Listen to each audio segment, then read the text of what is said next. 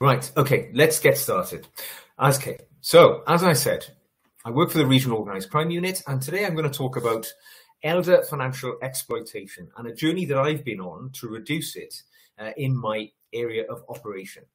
Right, so when it comes to solving any problem, clearly understanding the problem and getting to understand the extent of it is the biggest part. Once you understand the problem, you're then in a position to deal with it. So scanning the issue is a really big thing.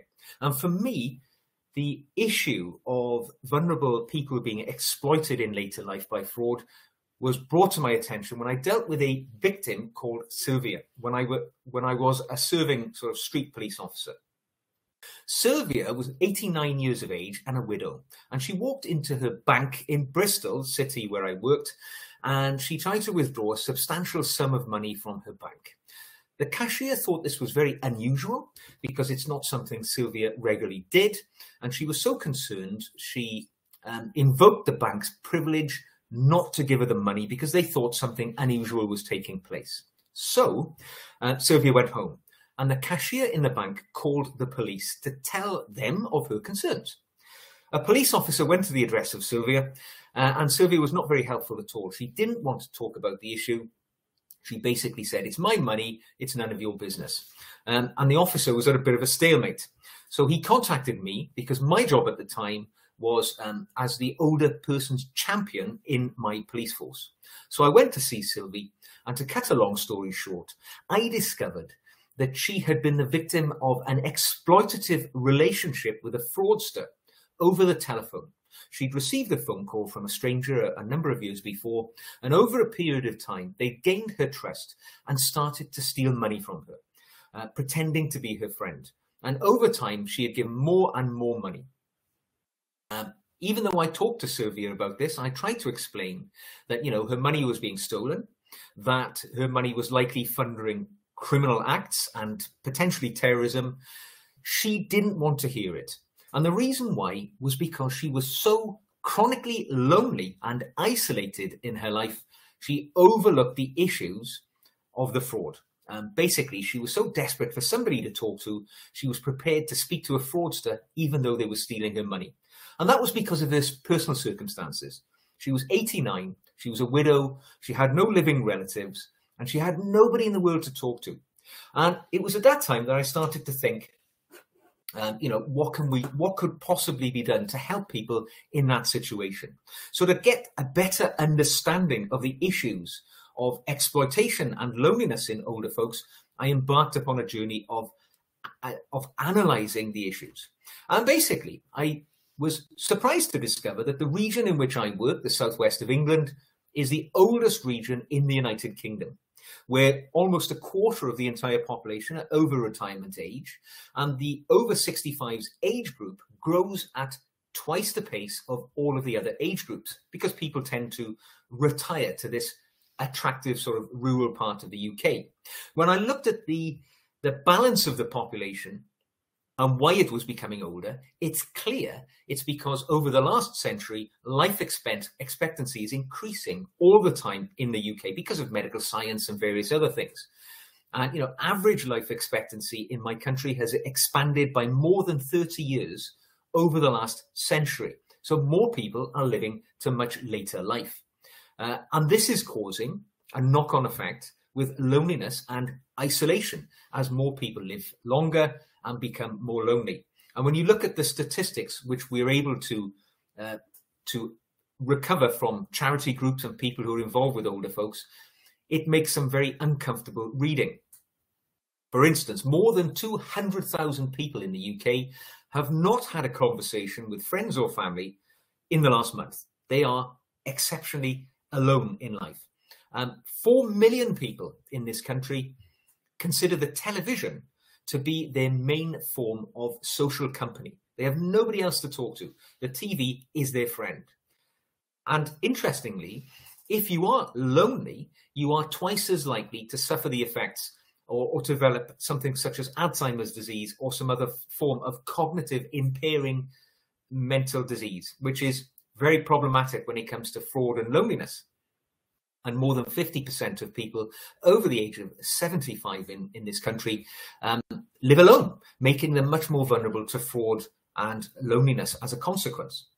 So when we look at fraud, now we've seen the expansion of people living much longer and being more susceptible for fraud. Then we look at fraud itself. Now, fraud is something which has, of course, been growing and growing in recent years. It's now the most common crime in the United Kingdom. And there are more than 14,000 instances of fraud reported every single day just in the countries of England and Wales. So it is by far, the biggest proportion of crime affecting the UK at the moment. The financial cost to ordinary individuals last year was £7 billion, £7,000 million. And that's people's life savings, their rainy day money and things like that. So substantial impact on people and the country, of course. Now, when it comes to law enforcement, we often think of fraud as a hidden crime because people tend to be targeted by fraud over the telephone. And this will happen in your own home. So if you're at home and the phone rings, you'll tend to be on your own.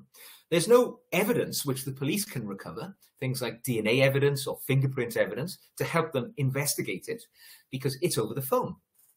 And many, many victims, amazingly, do not report it when they're a victim of fraud.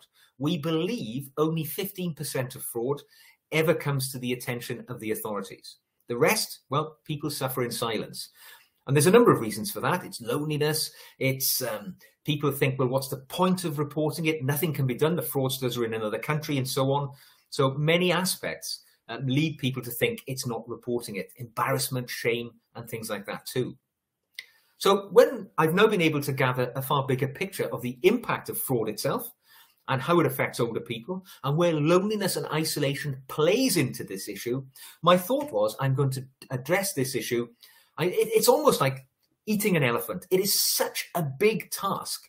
You think to yourself, how can I possibly impact upon fraud and loneliness and isolation as a single individual in my job? And of course, it starts with setting a goal, an objective that you want to achieve. And for me, the ultimate goal is to reduce financial exploitation. But if I can also reduce loneliness and isolation in the elder community, it will play into the same arena. And I thought I would use the standard police problem analysis triangle to help me overcome this issue, because obviously when it comes to police problems, they all have offenders, places and victims. And when we use the problem solving process, it allows us to focus on those various angles. And when I applied loneliness, isolation and fraud to the problem solving triangle, I thought, well, how do you target this? Because, when it comes to the locations, it's everybody's home, because the telephone is in your home. The offenders are all over the world because they commit their offences over the phone and over the internet. The one thing which I found I did have access to were the victims who were in my community, whom I could target with a preventative approach. And when I looked at the cycle of victimization, I obviously thought the first place to begin is to stop victims responding to scams in the first place. That is the best place to stage my intervention, nowhere else. And with that in mind, my job involves giving safeguarding talks and raising awareness around fraud. But the problem is, even being very busy, conducting over 200 talks in the last 12 months, I've still only been able to speak to about 6,000 people face to face. I looked at alternatives where I could reach more and more people. And a few years ago, I launched what I called a chat bench initiative to target elder exploitation and trying to reduce that loneliness issue.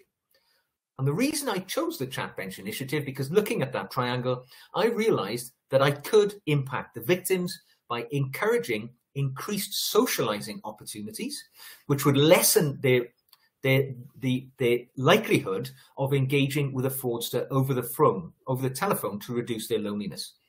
And this is why I chose the Chat Bench initiative. So in 2019, on United Nations Elder Abuse Awareness Day, June of that year, I launched what I called the Chat Bench initiative. And quite simply, I decided I wanted people to make use of existing community assets, the benches which are in every town, in every park, in every street, where people sit waiting for the bus or waiting for a shop to open. I thought if I could turn those existing assets into locations where lonely people could go to gain a conversation with somebody, to reduce their loneliness, it would be a great start. And I started off by placing simple signs on benches to encourage socializing by people who knew they were there. The idea actually came from a buddy bench, which was in the playground of my son's school, where children who were lonely and feeling a bit sad could sit down, talk to friends, and it lessened their sort of issues. And I thought if it could work for children, it could work for adults as well. So I launched these chat benches. And what you see on the screen now is the first chat bench that I ever launched, which was in a small town called Burnham-on-Sea. And it was enormously successful. Within a very short period of time, we found there were people actually queuing up to sit on the bench to have conversations with each other. And we were very fortunate in that instance of that first bench, because the story was covered in a local online news website. And they covered the story of our new chat bench. And that allowed us then to see more coverage being taken in much more global news outlets. So, for instance, CNN, the global news network, they covered the story of our chat bench. And this took the story internationally overnight, which was a huge step forward for us. In a very short period of time, I was receiving contact from the Washington Post in America, who wrote an article on the success of the chat benches in my area. The Toronto Sun in Canada, for instance. The GQ magazine in Australia remarkably covered the story. And then I found myself being asked to participate in radio and television programs. I went on the Radio Melbourne radio program in Australia. Even the SRF radio program in Austria. I spoke about chat benches, and very quickly we discovered that chat benches were being initiated all over the world. This is an American documentary film crew who came to speak to me on that first chat bench to cover the story of how it had been a success here in our area. So how did we realize, or how did we determine that our chat bench initiative was being successful? How did we assess it? That's the question. How did we evaluate and understand that it was changing people's lives? Well, we created a website, first of all, to allow people to download the chat bench signs wherever they were in the world. And we also created a Twitter page, and we encouraged people to post images of their chat benches wherever they were. And very quickly, we started seeing chat benches springing up all over our local area to start with, and then much further afield in other parts of the United Kingdom, and even in places like Vancouver, Melbourne, Australia. And as the phenomenon grew with social media, people posting stories of chat benches, we found them appearing all over the world. Certainly in every part of the UK, in England, Scotland, Ireland, and Wales. But, we were shocked to see them appearing in New York, for instance. And remarkably, in a happier time, we saw one which was actually launched in Kyiv in Ukraine.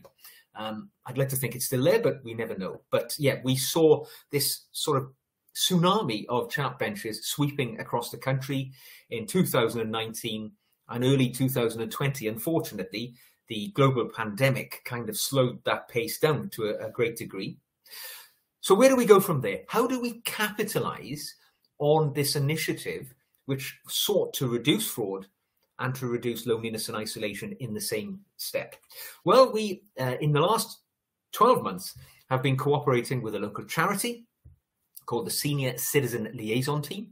And it is their goal, or our goal with them, to fund new chat benches. So where no benches exist in communities to be utilised as a chat bench, we are now funding, giving up to £500 as a grant for a community to place a chat bench in their location. And so it allows every community, however big or small, to benefit from a chat bench. To date, this has been a very successful initiative with new chat benches springing up all over our region. People rather like buying the benches, and we send them the sign and the money, and then a new chat bench is born. This is an example of our very last recent chat bench.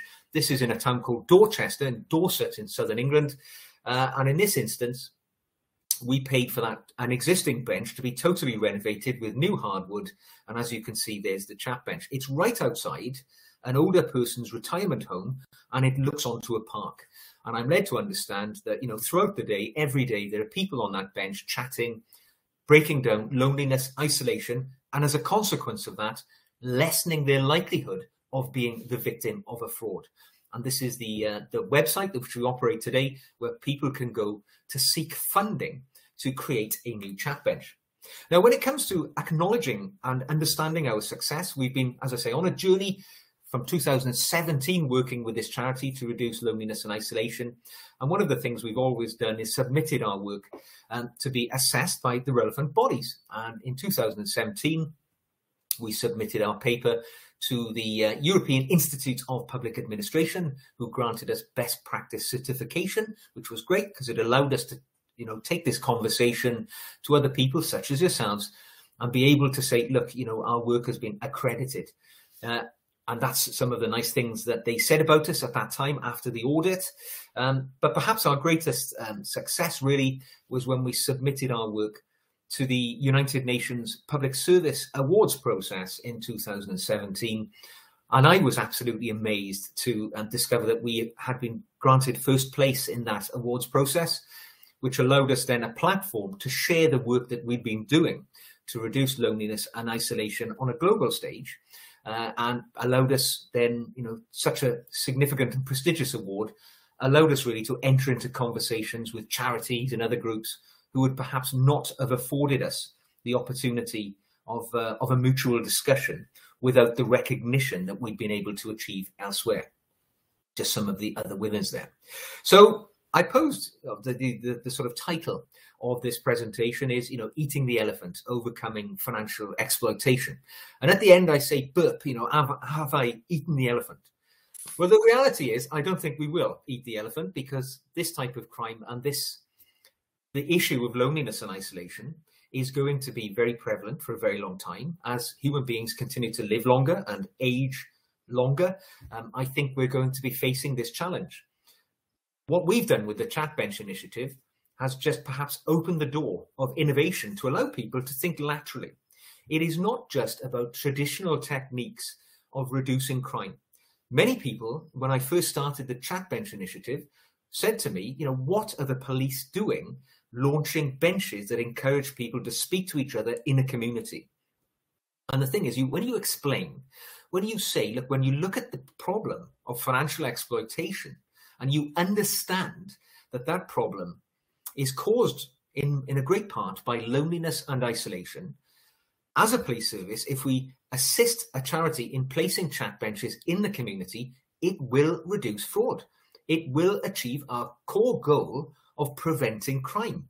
And it's just a lateral way of doing it. It's not always looking in a linear way and trying to reduce crime by arresting offenders. That's not possible with fraud, because the offenders could be anywhere in the world outside our jurisdiction. What is possible is to look at the consequences of fraud and how we can alleviate that. And I think that was the underlying principle, really, of the Chat Bench initiative and this problem-solving approach. So I hope you've enjoyed this presentation today. I'm sorry we got off to a rocky start. Technology issues, as ever. So thank you very much for listening, and I hope it's perhaps inspired you to try something different in your crime preventative activity. Thank you.